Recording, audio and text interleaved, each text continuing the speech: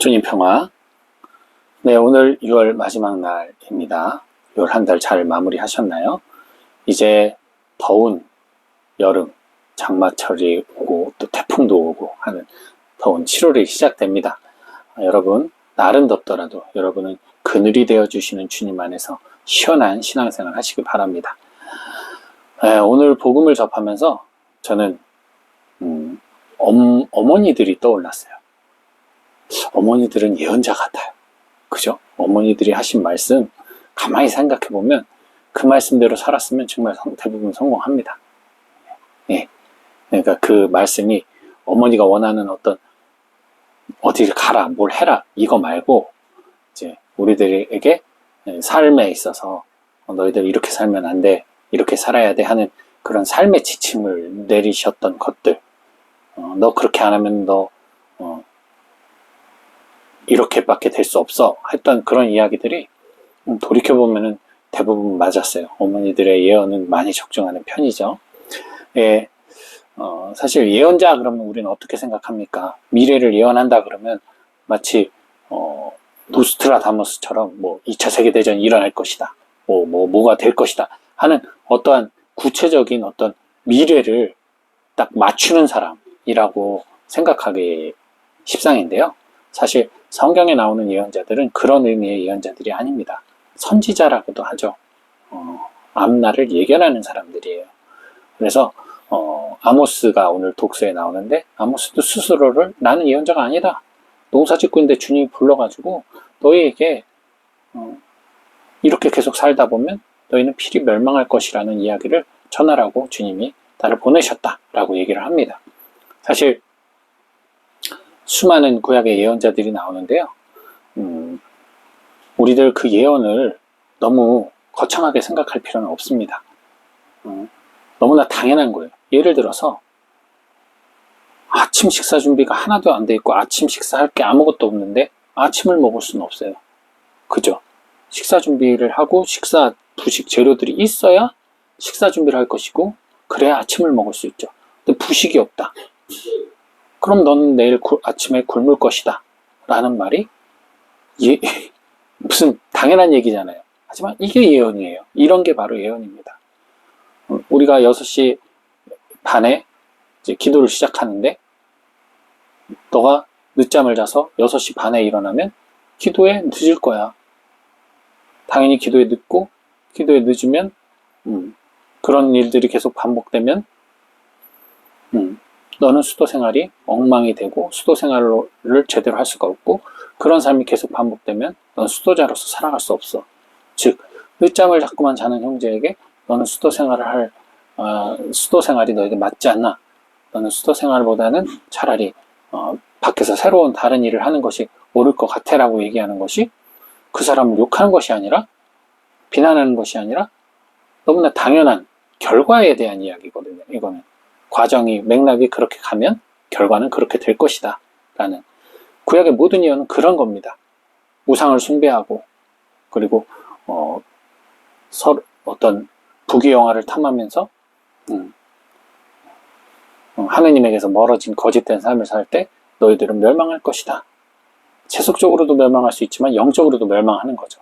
그것은 어떤 미래를 맞추는 것이 아닌 그 과정이, 그 지금의 현상이 나을 수 있는 결과에 대한 이야기입니다. 그래서 모든 예언자들의 그 예언에는 한 가지 전제가 따라요. 너희가 회개하지 아니하면이라는 전제가 따르게 되는 거죠. 회개를 하면 하느님께서는 요나 이야기에서도 보셨듯이 마음을 돌이키셔서 멸하시려는 것을 포기하시기도 합니다. 그렇기 때문에 예언이라는 것이 뭐 거창한 게 아니에요. 사실 우리 모두 예언자예요. 우리들도 사람들이나 환경을 보고 우리들이 예측을 하잖아요.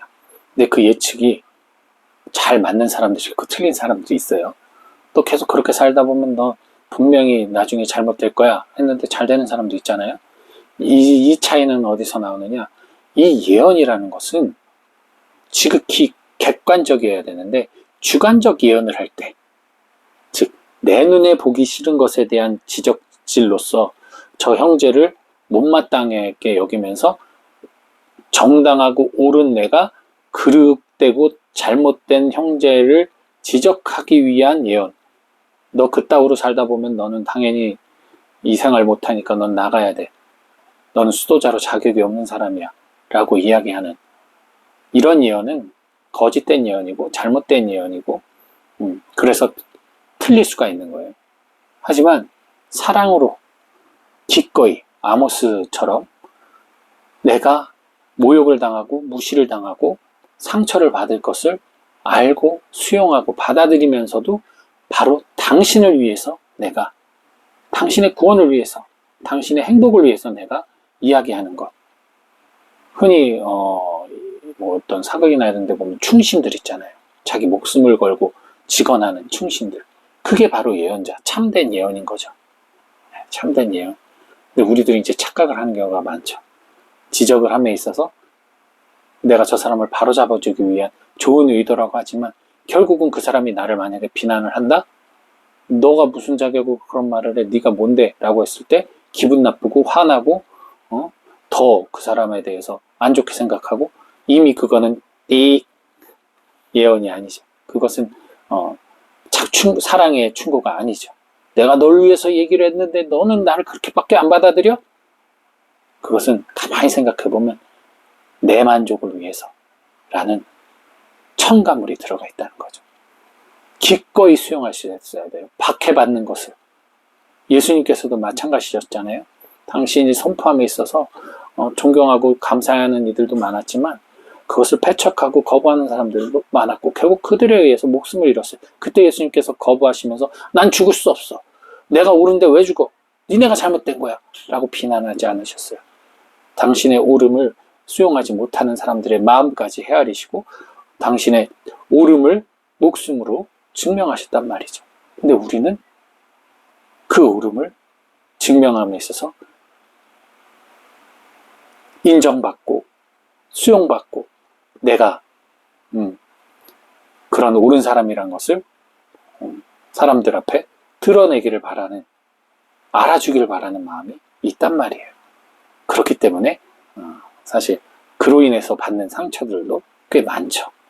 그래서 우리들도 예언의 소명을, 예언자적 소명을 받은 사람들로서 여러분 아시다시피 사제직, 예언직, 왕직은 어떤 성직자들에게만 국한된 것이 아니라 우리 모든 그리스도인들이 수행해야 될 삼중 직무입니다. 삼중 직무예요. 그래서 그 중에 하나인 예언자적 소명, 우리들이 주님의 나라를 이 땅에 이룩하고 많은 이들이 예수 그리스도를 발판으로 삼아 반석으로 삼아 하느님 나라로 갈 수 있도록 우리들은 끊임없이 지금 이 현재의 그들의 모습을 파악하고 하느님을 모르는 이들에게 주님을 올바로 선포하고 그들이 그런 삶을 살아갈 때 필멸함을 우리들이 이야기할 때 박해를 무릅쓰고 이야기할 수 있을 때 그럴 때 이제 이 세상이 복음화가 되는 겁니다. 근데 그러기 이전에 그것은 진짜 대단한 일이거든요. 그것을 하기 이전에 바로 나부터 그리고 내 주위의 가족부터 그들을 위해서 내가 예언할 수 있는 힘이 필요합니다. 방금 말한 것처럼 예언함에 있어서 그 사람이 나에게 박해를 해도 그것을 분노로 받아들이는 것이 아니라 이 사람이 아직 모르는구나. 끊임없이 그것을 수용해 가면서 해야 되는 고된 작업이에요. 사실 이것은.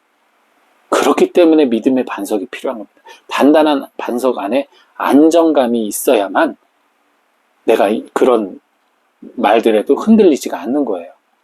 이게 반석이 있지 않으면 참아야 되는 거거든요. 그러면서 상처를 받게 되는 거예요. 그러면서 스트레스 받고 그래서 고해성사 볼 때면 내가 좀 참았어야 되는데 내가 이해했어야 되는데 내가 용서했어야 되는데 막 마음에 그냥 상처를 가득 안고 오시는 분들이 많단 말이죠. 상처는 받을 수 있어요. 하지만 반석만 단단하다면 아무리 그 상처기들이 있어도 이거는 싹 쓸어버리면 그만이거든요. 반석이 있기 때문에. 주님께서는 이 반석만 단단하면 그 위에 100층이든 1000층이든 하늘나라의 그 영광의 건물을 순식간에 쌓아주실 수 있는 분이란 말이에요. 그렇기 때문에 저희가 선포함에 있어서 그 이전에 내 믿음의 반석, 내 마음에 주님에 대한 사랑의 기쁨과 감사에 대한 반석이 단단하게 자리 잡아야만 합니다. 그 훈련을 하지 않고 남의 티를 뽑으려고 하다가 보면 내가 못 버텨요. 왜? 하느님과 함께 하는 것이 아니기 때문에, 나의 힘으로 하려고 하는 거기 때문에 이 반석 안에서 주님의 뜻으로 가야 됩니다. 그래서 그 사람이 나를 무시한다 하더라도, 나에게 욕을 한다 하더라도, 손가락질한다 하더라도 거기에 굴하지 않고 계속 그 사람에게 다가갈 수가 있어요. 이게 우리 그리스도인들이 해야 되는데 오히려 사이비교회에서 이런 걸 더 잘해요. 이게 지금 큰 문제인 거죠. 우리가 그들보다 더 큰 유산을 갖고 있음에도 불구하고 옹졸할 때가 더 많다는 거. 그래서 여러분, 기도 안에서 식별의 영을 청하시고 식별을 통해 내가 이웃에게 어떤 이야기를 하려고 할 때, 누군가를 이야기하려고 할 때 그것이 그 사람의 변화를 위해서라면, 그 사람이 구원을 위해서라면 내가 기꺼이 무시당하고 멸시당하고 비난받아도 나는 그것으로 족하다. 그가 변하는 삶이 나에게 더 큰 기쁨이다 정도의 확신이 들 때, 그때 선포하시기 바랍니다. 섣불리 그래라고 했어 해가지고 선포하고 거부당했을 때 상처받지 마시고요. 가장 인내하면서 선포하신 분들이 바로 어머니들인 것 같아요. 그래서 자식들이 그렇게 많이 말 안 듣고 거부하고 대들고 싸우고 해도 끝까지 포기하지 않고 가잖아요. 인간의 사랑으로만으로도, 부모 자식 간의 그 인간적 사랑만으로도 그렇게 인내하면서 선포할 수 있는데, 하느님의 뜻에 따르는 이 선포라면 얼마나 더 큰 힘이 있겠습니까? 그러기 위해서 이제 하느님을 나의 어버이요, 나의 구원자요, 나의 주군으로 확신을 가지고 그분을 바탕으로 선포할 수 있는, 저도 이렇게 여기저기서 이 영상 찍으면서 사실 글은 악플은 별로 없지만 부정적인 피드백들도 받긴 하는데요. 제 스스로 보니까 약간 마음이 흔들릴 때도 있더라고요. 저도 뭐 당연히 반석이 아주 단단한 게 아니기 때문에. 그래서 저도 이 기회에 좀 더 제가 이 선포함에 있어서 이것이 남들 귀에 듣기 좋은 말이 아닌, 사탕발림이 아닌, 때론 누군가에게 상처를 주는 말이 될 수도 있다 하더라도, 그리고 그로 인해 제가 욕을 먹는다 하더라도, 저는 제 개인적 생각이 아닌 하느님의 말씀을 잘 담아서 전달해 줄 수 있는 역할에 충실한 예언자적 소명을 해야겠다라는 다짐을 해봅니다. 여러분, 또 비가 오늘 오락가락 하는데요. 비 많이 맞으거나 하지 마시고 오늘 하루도 6월 마지막 날 잘 보내시기 바랍니다. 주님 평화.